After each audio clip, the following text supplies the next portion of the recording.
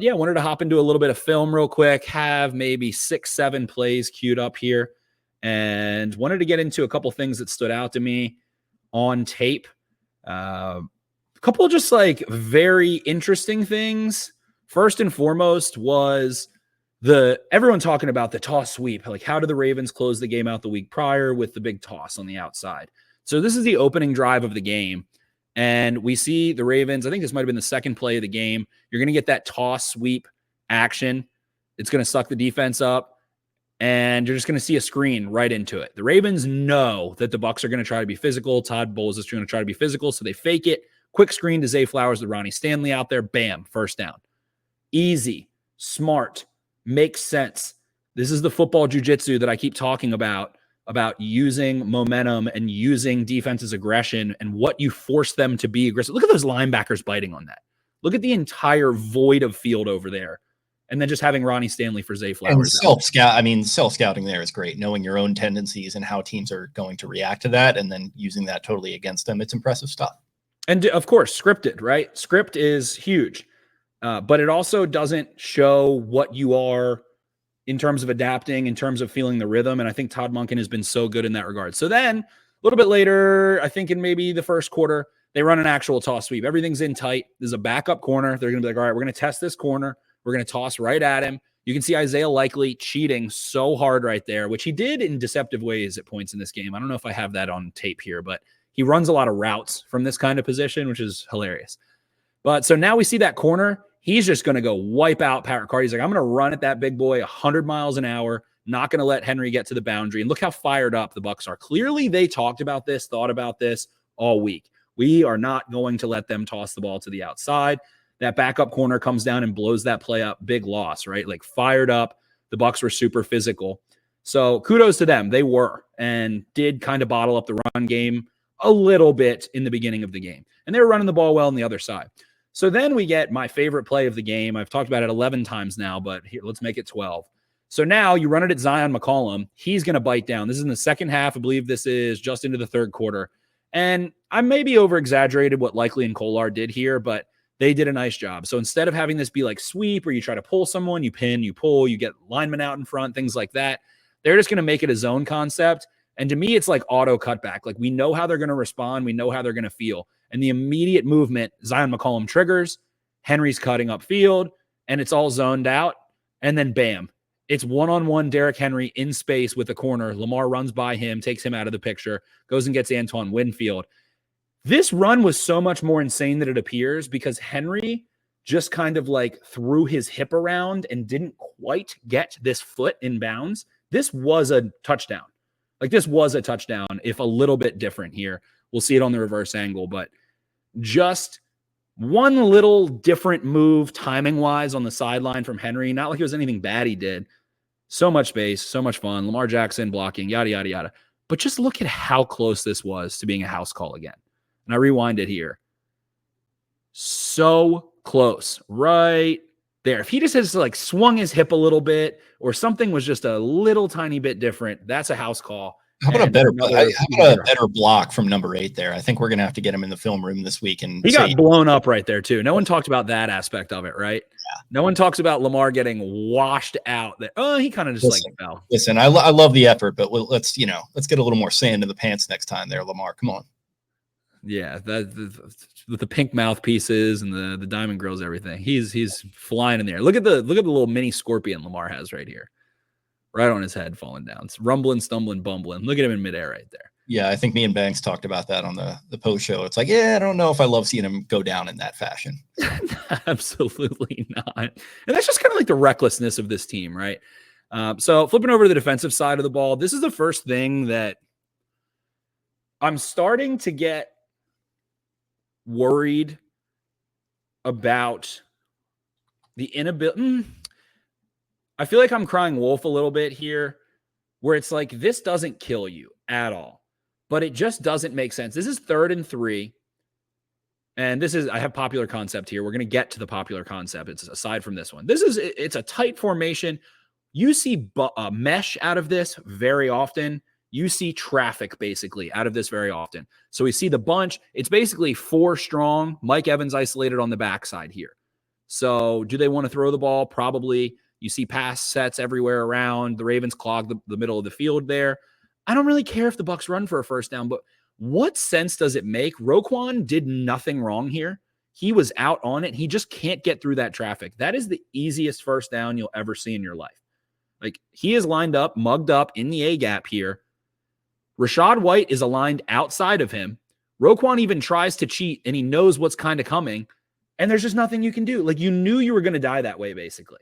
You knew what was coming. Roquan did, and you still can't get through that traffic because it's just too much ground to cover. And that's why I feel like everyone's being so critical, especially of Roquan Smith.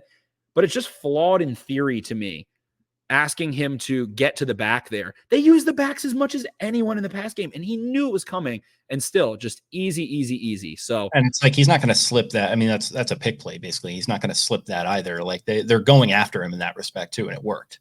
He's going to have to put – so this ties into what we're going to get to in the next two plays, too. He's going to have to make a rare and spectacular play somehow. I don't even know if it's possible. But to me, it's like, why is he not staying inside on Otten? It's not like you ran a pressure or anything.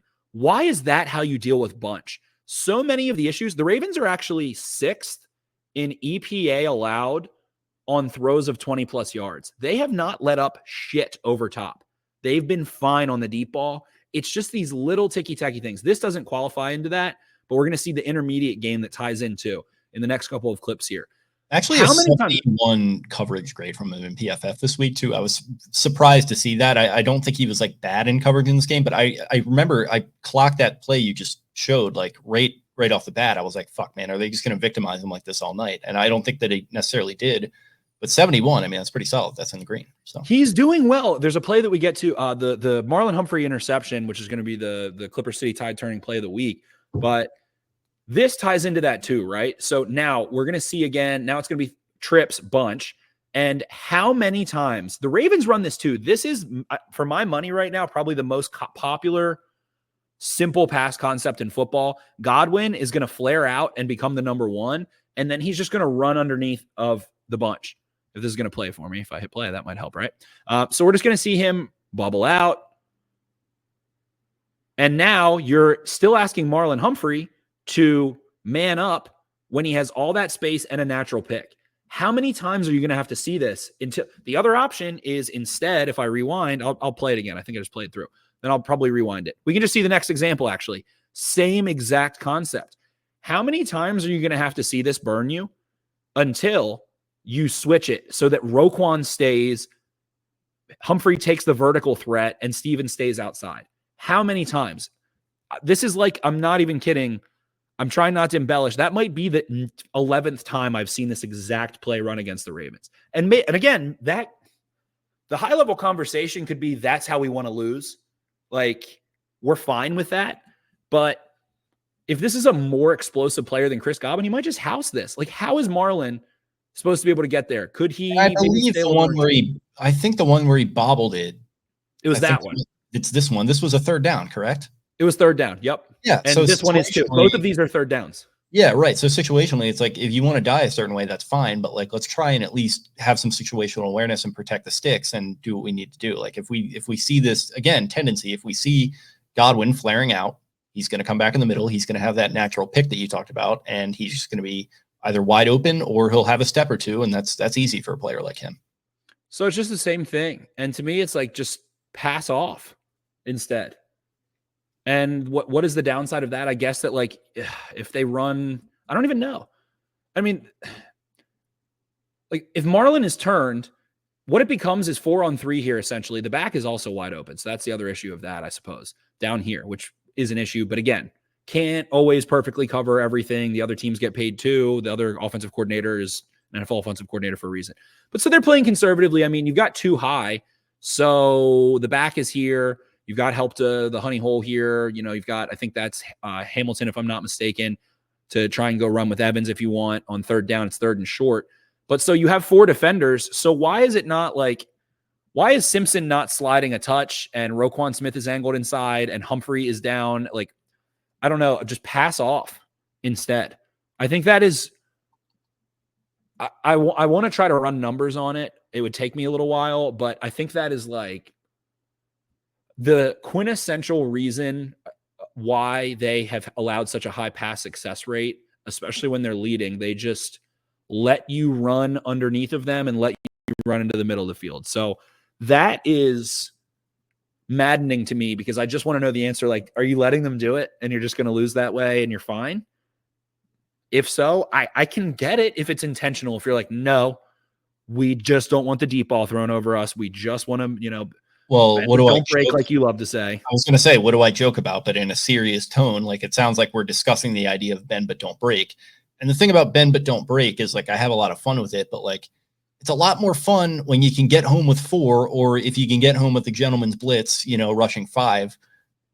I don't know like that they necessarily have the horses to do that consistently. Matabike, we've seen it a ton from, always had his flashes, but they just don't have the horses up front right now to make that happen. So it is going to be a lot of the easy stuff like we're looking at right here. And if you can make your tackles, that's fine. And I think they've been a decent tackling team, but overall, I think situationally, maybe get a little bit better in defending the sticks when you have that idea in mind. The Ravens are 6th in the NFL in sacks per game. They are averaging 3.1 sacks per game. So they've had 22, I think, to this point, which is it's really good. That's good. The pressure, you can get into a whole conversation. We have the numbers when they rush 4. They only blitz 21% of the time, which is like 28th most in the league. It's a lot of simulated pressure, and they have been kind of just rushing the front 4 a little bit more. They ended up playing a lot of cover 2 in this game, where you're not really going to blitz a ton. So they played more than usual, I should say. I think they ran I think it might have been 20% cover 2 in this game. Well, they were in Tampa Bay, so it's kind of when in Rome, Of course, exactly. So then we get to I meant to fix the caption of this one, whatever. So maybe this is why Roquan Smith has such a high grade. This is going to be the Clipper City play of the week, the tide turning play of the week, presented by Baltimore's own Clipper City Barber Company. Check them out, 1716 Thames Street. If you like my hair, people like my hair sometimes, you can go get it there. Jake and I have been growing big boy beards. My barber, Sam, Clipper City owner, actually, and he gave me a very nice comment. He said, yeah, I think I'm going to let your beard go a little further this time, and it'll make your head look less big. And I was like, that's a great compliment. I was like, okay, sounds good. Thanks, Sam. Okay. Well, the guy's just on top of the world. He just got married and everything. Congratulations to Sam. And, when you're on top of the world, you sometimes you take shots at other people. It's just you're high, it's riding high. If you heard me saying this, you'd be like, no, because I always say how big my head is and it makes sense and whatever. It was just a funny comment in the moment. I was like, okay, I guess I have a big beard to hide my head now. A little bit of the old backhanded compliment. There we go. So here we go. Defensive cleanup. The Bucs wanted Godwin. They go with a 2x2 here with the back offset to the left. They wanted to get Godwin running that back line, and Roquan has done such a good job in the end zone cutting those off. Teams want to run those so badly. A little messy there. Clean it up here. But you see Roquan just cut Godwin off. They doubled the next read and doubled the other read down to the bottom. So look how many defenders there are. 1, 2, 3, 4, 5, and then Marlon down. 1, 2, 3, 4, 5 defenders in the middle of the field. Marlon, I thought, shoved Otten out of bounds. He doesn't. He just bodies him and then runs under that. Yeah, and that was great football IQ. I think a lot of people might have picked that up in the moment that that's illegal touching if Otten were to make the catch there. So it's really good, really smart kind of play. I don't think Otten actually stepped out of bounds is the thing. Okay. He tried. He made the effort. That's just me giving my guy Marlon some props. He did. So here you see Baker. Where does Baker want to go? He's like, oh, there's a space in the middle of the field. But Roquan just took Godwin away, so his eyes start moving, and then he just lasers one into Humphrey's breadbasket there and makes a pretty easy play for Marlon after he had the wherewithal to go read. So you can see Roquan cut it off. Baker's cocked back, he's ready to load into his front foot and throw. 5 defenders there. The back was open for a split second, but that's not where he wanted to go. And then Marlon makes the tide-turning play of the game, right? Like the Bucs are rolling. This was with no Mike Evans on. I think Mike Evans is already hurt at this point, if I'm not mistaken. Yeah, because he got hurt on the second drive, I think. It was that first one he scored the touchdown, and then right after that, they tried him again in the end zone on Stevens. They got tangled up, and he was out of the game from there. Exactly, which is what I do want to say. Like, great win. Evans goes down. Bucs probably score some more points with Evans on the field. He was causing some structural issues, and he's just that good of a player. So, give the Ravens credit in ways, but also take it with a grain of salt. That was mismatch city with him, like just physically. Like you look at him lined up against Nate Wiggins, which I think we got a time or two. It was just like, Jesus Christ, like this is not going I to don't go. know why they didn't throw it. They had it. Yeah. They just, I mean, and the thing is, Evans also is such a good late separator because he'll just lean and then he'll slingshot himself using your momentum. He uses his arms really well too. Like the Steve Smith, like knowing how to offensively pass interfere without making it obvious. Like he's got those long kind of mongoloid. And he doesn't fully extend it. So it's not pass interference. He half extends like a condor's wing. Yeah. So it's fine. Favorite part of this play also was this apoplectic Bucs fan at the end that I'm going to highlight. So you see Baker go through. It's getting messy in there. You see Trenton Simpson ready for him if he wants to run. And let's just see this Bucs fan's face. Like knowing that the Ravens had already started to figure it out offensively at this point in the game. Up top here, my guy in, I don't know, maybe Doug Martin t-shirt or jersey. I'm not sure. I don't know. Surrender Cobra is already out. Yeah, I love the guy who was in the stands who just tore his jersey off and screamed, "The Ravens are the best fucking team in the NFL." And just, I don't know if he was changing allegiances or what was going on there, but that was entertaining. I feel like the Bucs love the Ravens. I don't know. So here, just a flood concept on third down and the second interception of the game here. Wiggins and Humphrey, they're all over it. Who do the Bucs want to go to with Mike Evans out? Godwin. So they're going to try to run that. You can see the stick all the way. The Ravens are going to roll coverage here with the safety, and we're going to see Wiggins take the third. Humphrey kind of is just going to take that flat and then drift. And Roquan Smith, again, does a really nice job getting to the sticks and taking away inside leverage. So Humphrey's just going to peel off because the leak is a tight end, and it's so short that they would have been able to rally and make the play. So again, you can kind of see they just have three guys lined up there, and Baker's just trying to rip one. Humphrey peels off, probably steals Nate Wiggins' interception. Maybe he drops it, but Humphrey was just unbelievable in this game. And it wasn't just that. It wasn't just the picks. It was the physicality. It was running in coverage on Godwin. It was coming up and making plays in the run game and the screen game, him and Kyle Hamilton both. Humphrey is playing unbelievable football. Glad that there's no structural damage there from the knee ultimately.